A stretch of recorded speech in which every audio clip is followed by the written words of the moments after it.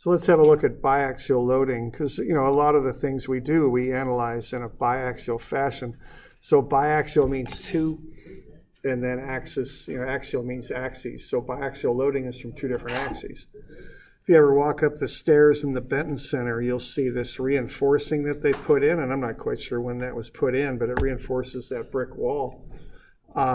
You've got a plate here, and you've got the loads on these two beams. They might be pulling this way. Who knows what else going on there, but you got maybe they're pulling out that way. They're also loading downward. Then you've got these two struts here that might be pushing up.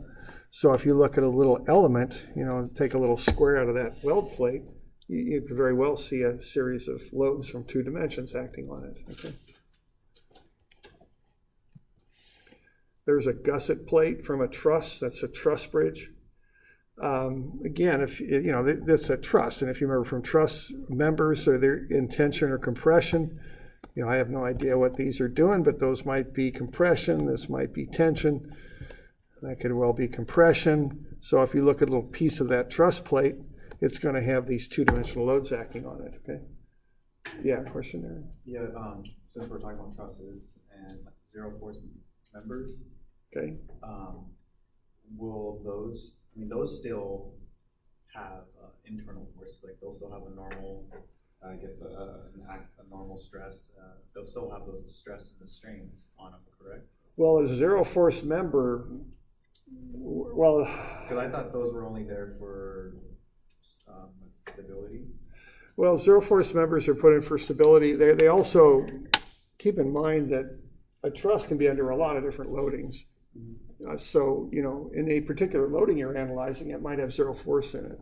Also, bridges, which trusses are commonly used for, have construction loads. You commonly cantilever a bridge out when you're building it. So you could have loads in the zero force member there too. So zero force members can serve a lot of different purposes, partially for stability, but also there might be other loadings where they're not zero force. Now, theoretically, zero force members have no load in them, so they wouldn't have any stress. Okay. But at the very least, they've got their own weight, which would cause some load and stress. Okay. So that's true. Yeah. So I don't know, it's just kind of a... Well, that makes sense because in class we just said the weight was negligible. Right. In comparison. Yeah. Okay.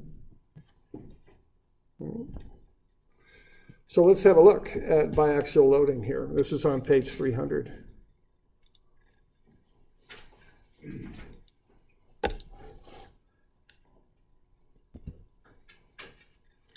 All right, so what I have there is just a little plate with a number of loads on it, F1 through F4, and an X and a Y axis.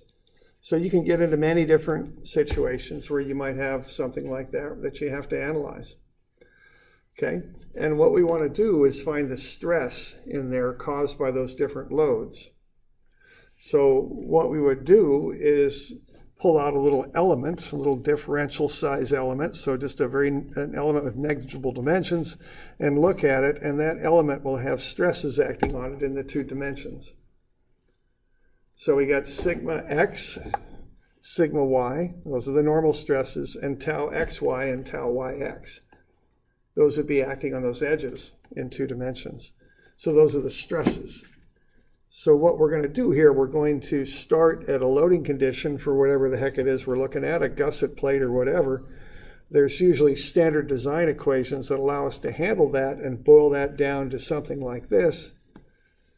And from there we can get to the stresses. So using standard design equations, we can kind of work our way down to the stresses. And then we can now come up with some equations to find what the stresses are at different angles, similarly to what we just did for uniaxial. Okay. So that's what we're up to here.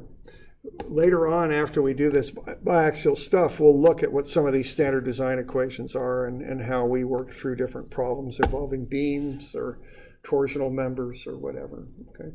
But for now, we'll just take it for granted that we've been able to work our way down to the stresses in the X and Y directions for a particular thing that we're designing. And we're going to analyze what happens when those stresses acted in the X and Y directions. Okay.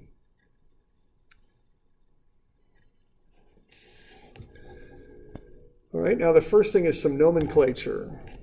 The sigmas have one-letter subscripts, which indicate the direction the stresses act in. So sigma x goes in the x direction, sigma y goes in the y direction. That's pretty much it. The shears require a little bit more notation. So what you have for the shears is a couple of things. The first letter tells you which plane it acts on. Okay? So tau y acts on the y plane. The y plane is the plane that is normal to the y-axis. Tau x acts on the x plane, which is the plane normal to the x-axis. So there's tau y and tau x, the x and y, or the y and x planes. Now the other thing, the second letter indicates the way the stress acts. So tau y acts on the y plane, tau yx acts on the y plane and acts in the x direction. I would contrast that with tau yz, which acts that way, see? So the first letter is the plane that's normal to the stress. That's the plane it acts on. Or excuse me, the first letter is the plane that's normal to the axis. So tau y is the y plane, which is normal to the y-axis. And then the second letter tells you which direction it acts in. So here's tau xy. It acts on the x plane in the y direction. And the arrow is the sign. That's the sign on it, positive or negative. You know, the sign conventions are based on what we did with uniaxial. Normal stress, positive is tension, negative is compression. Shear stress, positive rotates the element counterclockwise. Negative rotates the element clockwise.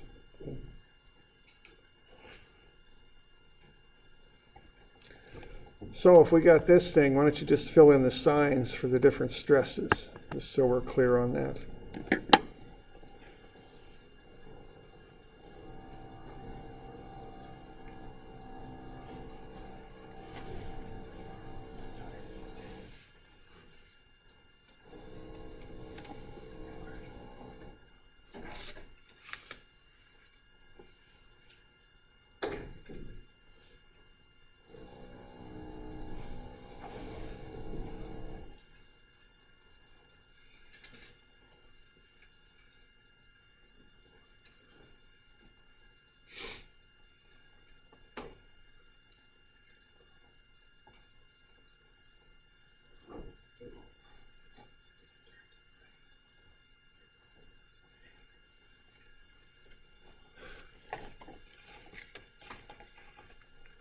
Okay.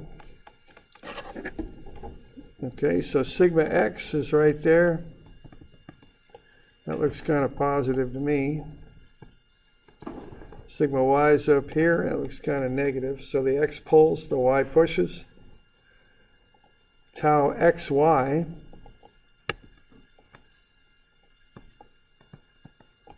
is on the x plane in the y direction. That's that one. Looks to me like that would rotate the element clockwise, so that's a negative. And then tau yx, got it on the wrong place there. Tau yx, that looks like it would rotate the element counterclockwise, so that's a positive. You all right with that?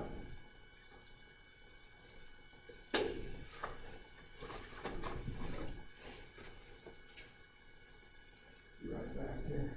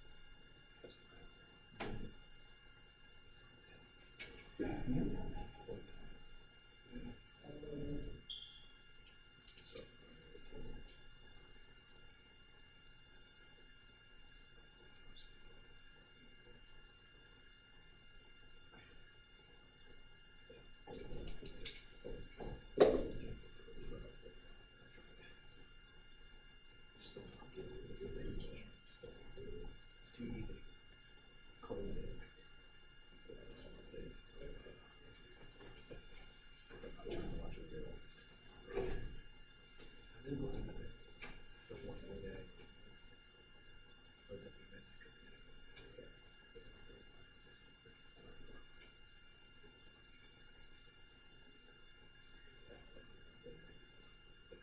Yeah, let's go back.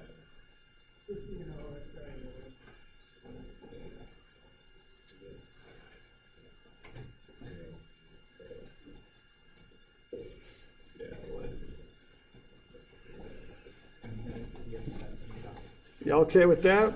The plus and the minus stuff? Okay.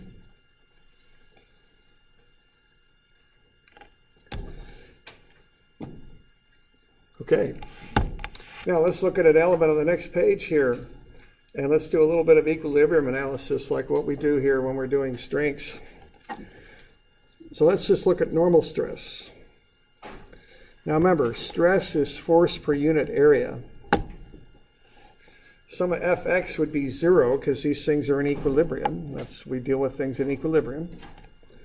So what we're going to have then is negative sigma x left, that's this one, times the area over which it acts, dy dz.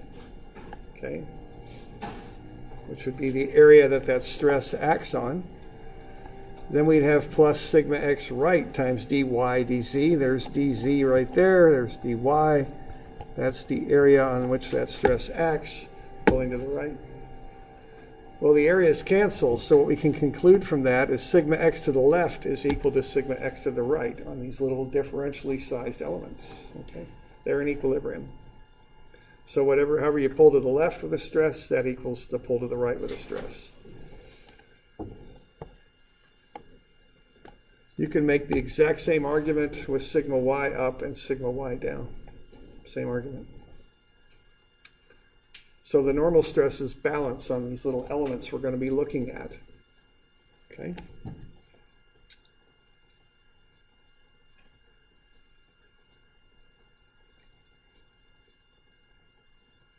So that's only when the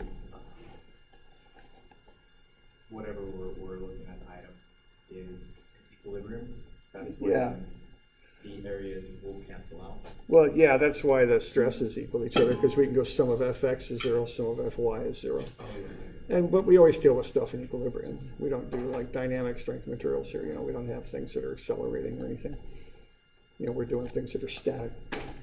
So they're in equilibrium generally. Okay. For something like for a dynamic question, would you first find it in static? Yeah, I don't know, man. It's okay. Yeah, it might be, I think it'd be very much the same even if the whole object was moving. I don't think it would make too much difference if you got inside the object. But I have to think about that a little bit.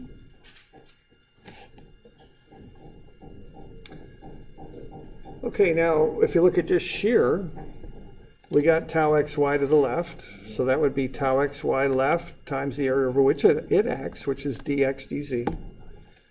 And going the other way, we got tau xy to the right times the same area. So once again, the shears on opposite planes equal each other. So that shear equals that shear. They equal each other. And you could make the same argument for the other two. So tau xy down equals tau xy up. Okay.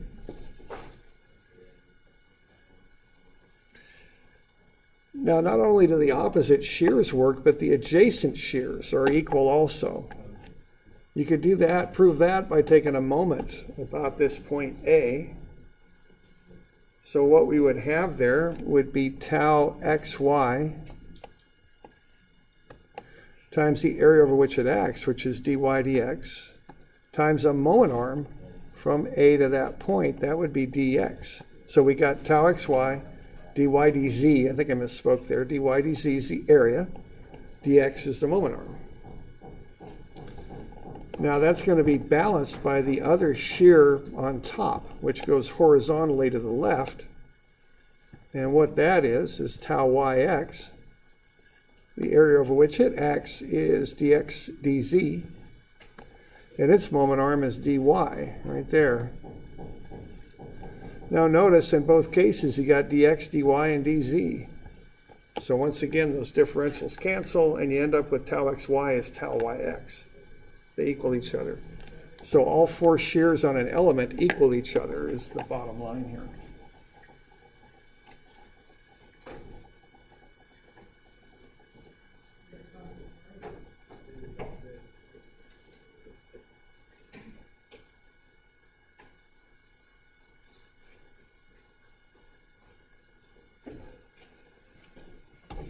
Okay, so what we got are the opposite normal stresses on a square element equal each other, but all the shears on a little square differential element equal each other. And they're going to act in opposite directions. Two of them are going to spin the element clockwise, and two are going to spin it counterclockwise for equilibrium. So what you get are two definite shear patterns on these little elements. One of them like this, where the shears meet in the upper left and lower right corners, and the other one where they meet in the lower left and upper right corners. That's required to keep the element in equilibrium from the shear stresses. So I think of it as northwest and southeast there on the left, or northeast and southwest on the right. Okay.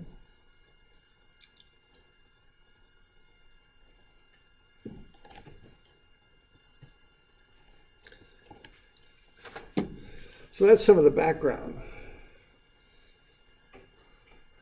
Now let's develop an equation we can use to analyze this stuff, just like what we did with the uniaxial. Let's do it now for biaxial. And it's going to look, we got a little picture there on 310. So what the deal is here is we are going to come into this situation knowing what the stresses are in the x and y directions. There's standard design equations that we can use to find sigma x, sigma y, tau xy, and tau yx. Okay, there's formulas we can use to find those depending on whatever it is we're designing. If it's a beam or a torsion shaft or a pressure vessel or whatever, we'll be able to figure out what the stresses are in the x and y directions. What we might want to know is what's the stress on some angled plane. Once again, we're going to start here with this vertical plane. We're going to rotate counterclockwise an angle of theta. And we're going to find out what the stress is on that angled plane. Right there, this plane. Okay? That's the unknown. So the stresses in the x and y directions are the knowns. The stresses on that angled plane are not known. So we're going to develop an equation to figure out what those are. Now, we've got this angle here, theta. That's what we're finding. That's how we get to the plane that we're going to find the stresses on. So that angle is given. It's right there. I've got an opposite angle up here of theta. And then I've got a series of 90-degree angles that I could use to figure out all the angles on that little sketch. So there's a 90-degree angle right here. So that's 90 minus theta. And then I've got another 90-degree angle that I could use right here. From that, I can take 90 minus 90 minus theta and get back to that angle there at theta. Okay. So what I can do is I can look at the stresses that act in the horizontal and vertical directions and get them normed up to this x1, y1 axis I put in here that I'm going to use to do equilibrium with. So all of these angles that I've marked are theta, and that comes from this little sketch here. Okay.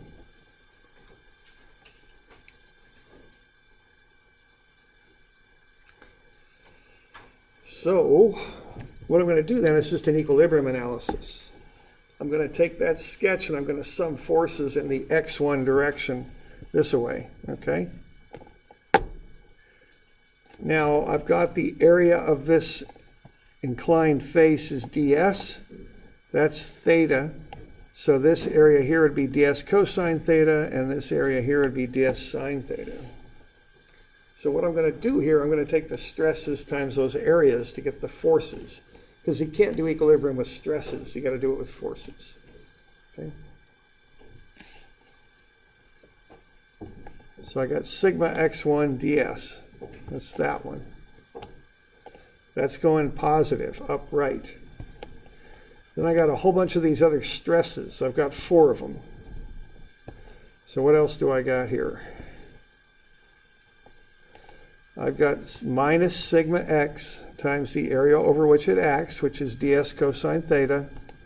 And then I want the component of it that goes that way, so I'll go that stress times area times the cosine of theta. That'll get me this component right here. And I'm going to do that for all 4 of the stresses. I'll get a little bit different trig functions every time, but that's the general process. Sigma y ds times sine theta right there. Sine theta will get me the component that acts on the x prime axis.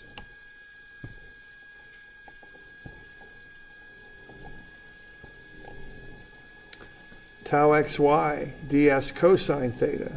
It's that one. Times the sine of theta to get the component that acts on that axis, on that line parallel to the x1 axis.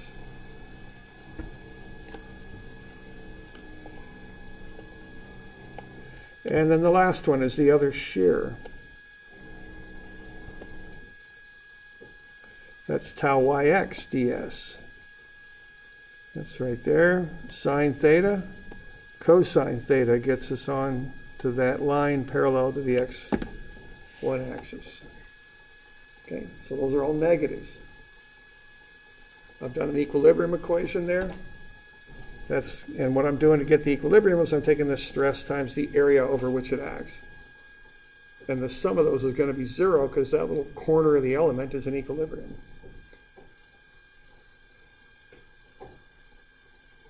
Now, what's going on here? What I've got is I've got ds in every term and the sum is 0. So I can cancel those ds's out. So they're gone. So I don't need to worry about ds. It's in every term. I can cancel it. I can collect terms. And what I'll get is I'll take the sigma x1 on one side of the equation. I'll pull everything else to the other side. All the other stuff is negative. So when I pull it to the other side of the equation, it becomes positive. I got sigma x cosine squared theta. Sigma y sine squared theta. And then I've got tau xy sine theta cosine theta. And tau yx sine theta cosine theta, but remember those two things are numerically equal. So I can just call them tau xy, and then I've got sine theta cosine theta. There's 2 of them. Okay. I can throw some half-angle formulas at it and do a little trig identity. Multiply the sigma x, sigma y through, collect terms, and I end up with this equation down here. There it is. Sigma x1 is equal, that's the one I want to know. That's the stress on the angled plane. Is sigma x plus sigma y over 2 plus sigma x minus sigma y over 2 cosine 2 theta plus tau xy sine 2 theta. Okay? That's the formula that I use to find the stress on these angled planes. It assumes that I know the stress on the x and y planes. So on your formula sheet, about halfway down on the left, on the front, it's number, what, 25, okay? So I've derived that for you. You don't need to derive it. You need to use it. It's formula 25. It's on your formula sheet. Okay, you with me? Just be able to use it. You don't need to derive it. I want you to know that it's based on an equilibrium analysis, and to do that, you're taking a stress times an area. But other than that, we'll call it good. Just use the dang thing, okay? We good? I can do that. Good. Now, you're probably going to use that down the line. I'm a civil, and I use that stuff in soils, and I used it when I did structural. If you're a mechanical, you're going to take a Strength of Materials 2 class. So if I were you, I would figure out whatever device you like to calculate with. It might be your TI 8000 or whatever the heck you got, or it might be Excel, or it might be MATLAB, or whatever the heck you got. I would program that thing on there. I think it'll be worth your while to spend a little bit of time now to program it, because running the numbers on this thing is kind of boring, okay? And it's your app, I don't know, it's long enough so you can screw it up sometimes. Program it somewhere, plug in the numbers, get the answer. What if you're a CEM? Are we ever? I don't know. I don't know if you guys do the advanced structures. I don't think you do. I'm not sure. Boy, I'm pretty sure that.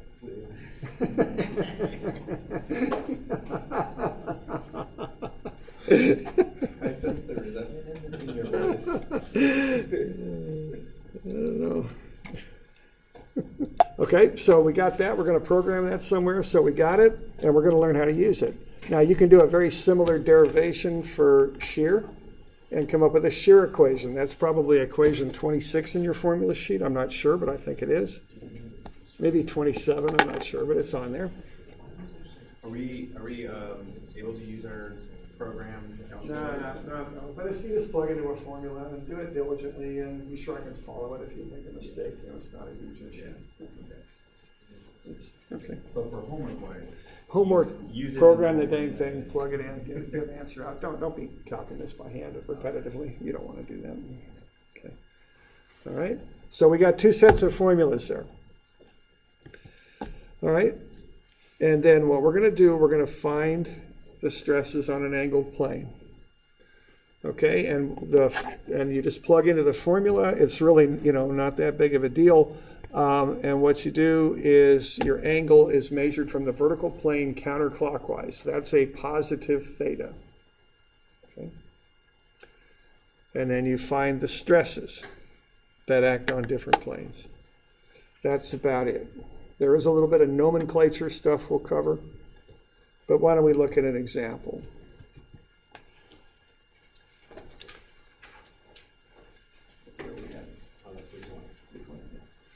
So this is 320. So we've got this plate. We know the stresses acting in the X and Y directions. We want to find the stresses acting on that element rotated at 32 degrees. Here's how we do it. Step the first is plug in sigma X, sigma Y, and tau XY. So why don't you put those numbers in there, and pay particular attention to your signs. Because if you bust a sign on this thing, it blows everything up, okay? So do that. So what's sigma X equal? What is sigma Y equal? What is tau XY equal?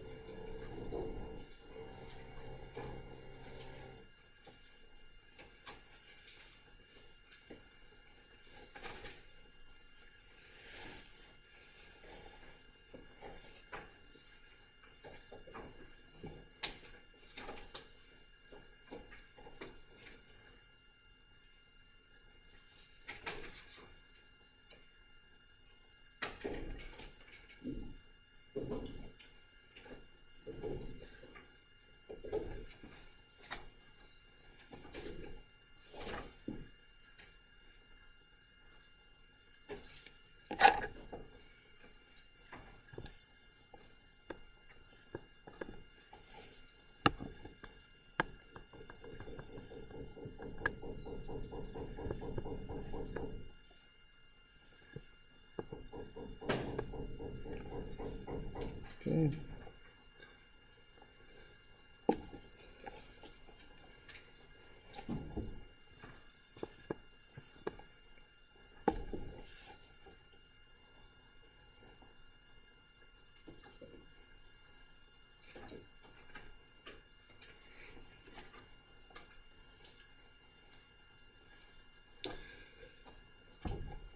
We got sigma X. What do we got for that?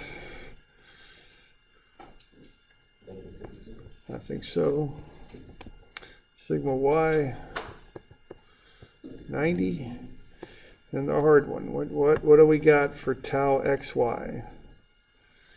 The number's 40. What's the sign? Positive. Positive? Okay. Where is tau XY? So on the X plane, it acts in the Y direction. Yeah, see, that thing's clockwise, isn't it? If I pound a nail right there, that's going to rotate that board clockwise. That plane is normal to the x-axis, and the shear x in the y direction. So that's a negative 40. Okay. Y'all okay with that? Tau xy is on the x-plane. Wait, could you explain that one again then? Because I thought the 40 was being applied to. Oh, is the 40 It's being both. applied to that corner? It's both shears, because the shears are equal in magnitude. So it's the 40 is both shears. And the two shears are up here and right there, and it's labeling all of them. It also equals these ones too. But what goes into the formula, it's just by convention, is tau xy. That's what you put in the formula. And so what tau xy is on the x-plane in the y direction. It's that one, or you could just as easily say it's that one. And those rotate the element clockwise. So that's a negative sign. Okay.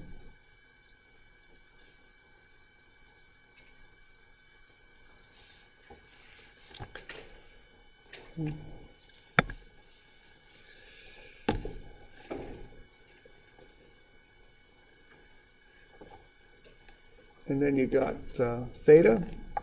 That's already set up just the way we want it. Now it doesn't have to be. It could be dimensioned any which way, but that is dimensioned from the vertical counterclockwise, 32 degrees. So that's 32 is what that is. Counterclockwise from the vertical. So twice that would be 64. Okay. So those are that's the angle that we're going to plug into that formula. The angle's 32, but the formula calls for 2 theta, so that's 64.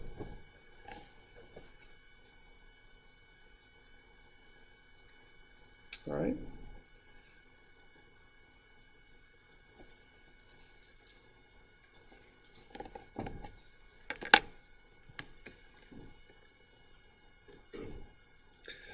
And, you know, that's the hardest part there, is just writing that stuff down, and then you just plug it into the formula. Yeah. That's about it. And, you know, if you do a few of these by hand, you'll start to appreciate why you want to program it. I just got a spreadsheet, and I just got a cell for sigma x and sigma y and tau xy, and a cell for the angle, and then it just crunches finds the stress. You know, I just type that stuff in, and out comes the stress. Yeah. Question? For the degree you said from the vertical up and out, does it really matter where, like, what degree is given? Do we always base it from the vertical? Yeah. Okay, so like if we're given, let's say, an angle inside of a box, then we would have to calculate the angle that it would be if it were from the vertical. Yeah, it's common to get them from the horizontal. So if you're given this angle right there, yeah, that would be 58. But the equation was developed referencing the angle to the vertical plane. That's how it was developed. And there's nothing magic about it. That's just how they decided to do it. That's the convention. So it was derived that way, so you got to plug it in that way. okay. So if you're not given that angle directly, you got to calculate it. In this case, we're given the angle directly, so we just go ahead and plug it in. Okay.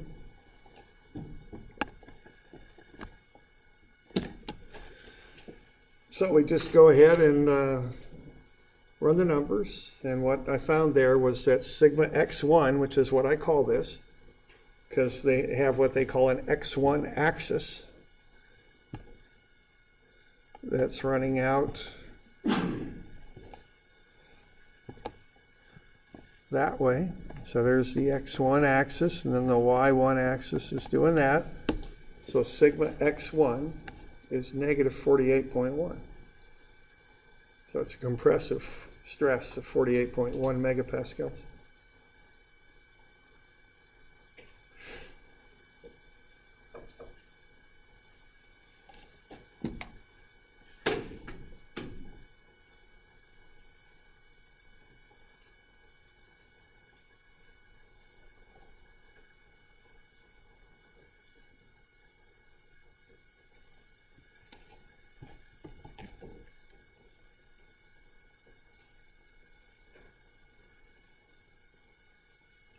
All right, and then now I want to find the stresses on that element in there, that little angled element. There's two sides to it. One's 32. The other one is 90 degrees more, okay? So I'm going to take 32 and add 90 to it and get 122. And double that. Plug it in again, okay?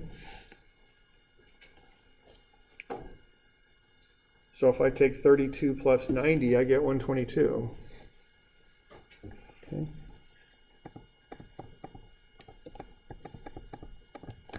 And then double it, because the formula calls for 2 theta, 244. Plug 244 into that thing. And I'll get sigma x1 at 122 degrees. It's 86.1 megapascal.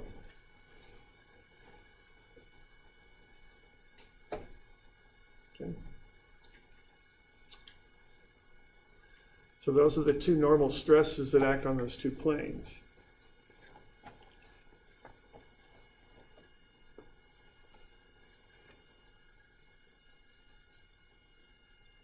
Why do we add 90 again? Because what we're doing here, we found the stress that was acting on the x1 plane. That's that one. But we also want to find the stress acting on the y1 plane, because we've got that square element that we want to investigate. So that's that plane. So we're adding 90 to the 32 to get to that, to get to the red planes, these planes right here. Okay.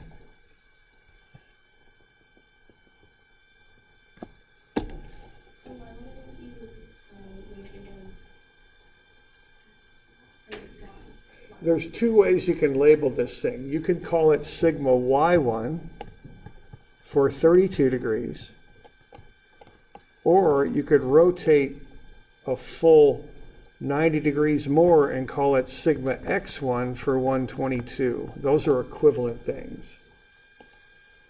Okay? You have to switch your cosine and sine. No, you just plug them in. So, well, you have to switch your cosine and sine. No, just use the formula. And let's see. Let me.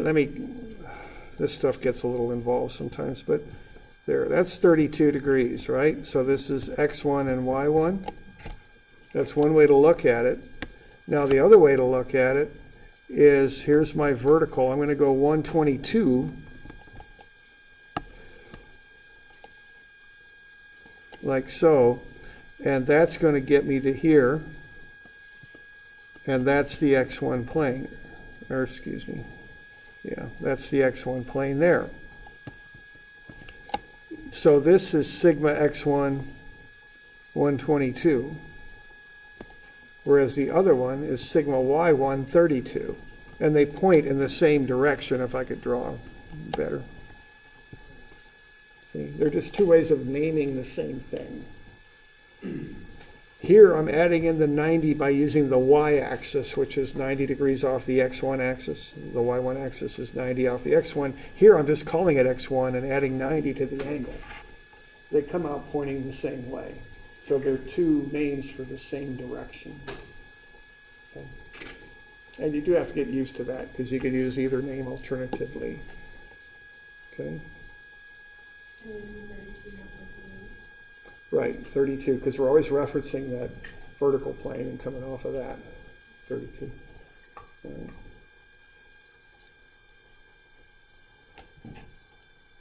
Okay. Well, I guess if you're given the horizontal, Mm-hmm. and for this specific problem, then we already found our plus 90 or y for sigma y1. Mm-hmm. Because if we're given the horizontal, would we have to, it's either add or subtract 90, because either way you get back to then the vertical. It would be a negative, well, yeah, I guess you're right. Negative 58. You got to remember the negative sign on it. Just, yeah, forget that. Yeah, strike that. Just go from the vertical. Yeah, Don't just for vertical. Don't make it complicated. All right. Now there's a shortcut formula that I got on your formula sheet. If you know one of the stresses, sigma x1, you can find sigma y1 using this formula. We can derive that later. but that's a shortcut formula. So that's not all bad for a test, you know, if you've got that. You could, if you got sigma x and sigma y, which you'll have, those are given. If you've found sigma x1, you can use that formula as a shortcut to find sigma y1.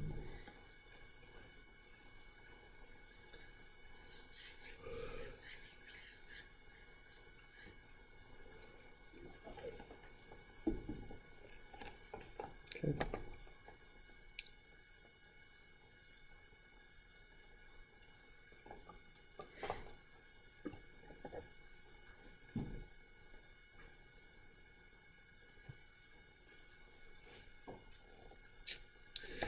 And then the last thing we can do here is find the shear. Now remember, the shears are equal in magnitude all the way around. So you can just go ahead and find them.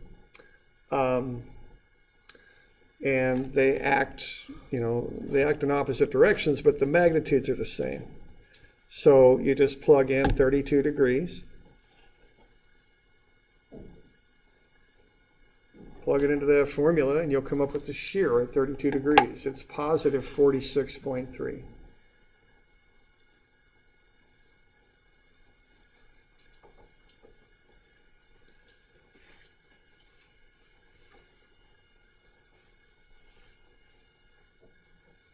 And then I've got the answers listed down below. Okay. So we crunched the numbers, but we would like to draw a sketch so we get some idea what the numbers mean, okay?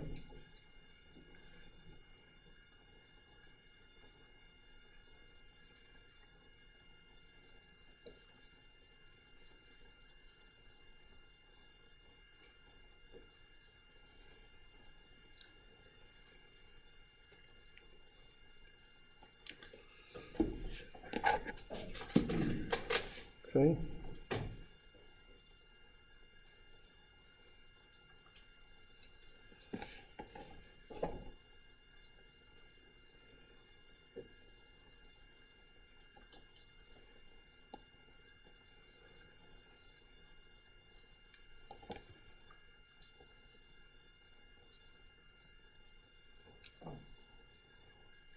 Okay, we good?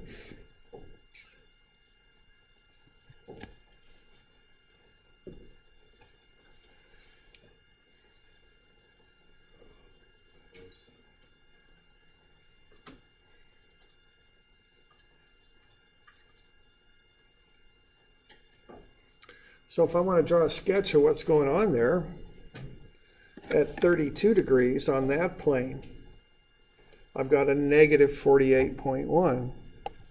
So that's going to be compression. It's going to do that. Just like so.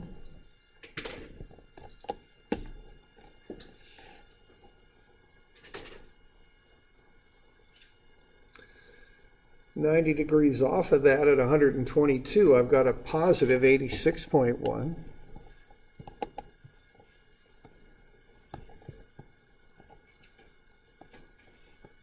Just like that.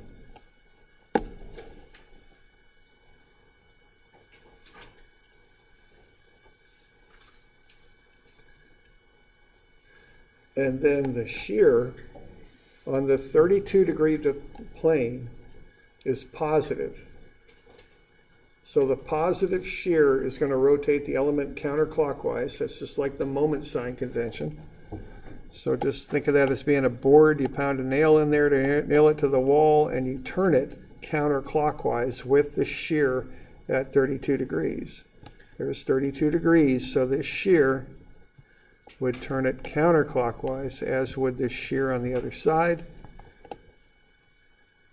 The other two shears will meet in the corners because they're turning it the other direction. So that's that one and that one, okay? And the magnitude of those shears is the same on all sides. And it is 46.3, so I could put it right there perhaps, 46.3. Now these are all megapascal units because that's what we started with. I don't bother carrying the units through all my calculations because it just kind of turns into a mess with all this trig and stuff going on. So I just plug in the numbers, run the numbers, and then put the units back in at the end.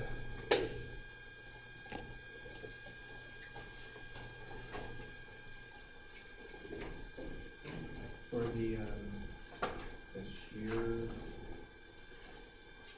stress for X1, Y1, what degree did we use for the 32 degrees? 32, yeah, we probably want to run it. Okay, maybe just punched it in.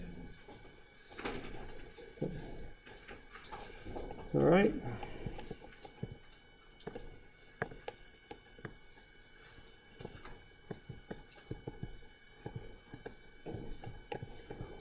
So I'll get you a couple more of these biaxial ones.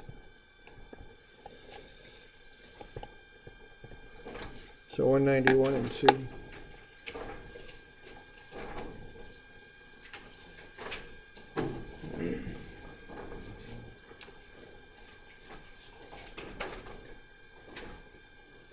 You doing all right with that? We got any questions? Have we picked a test day yet?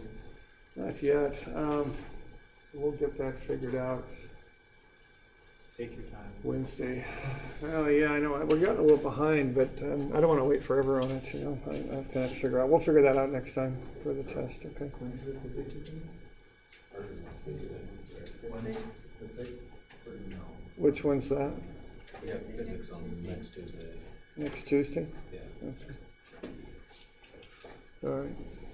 We good? Okay.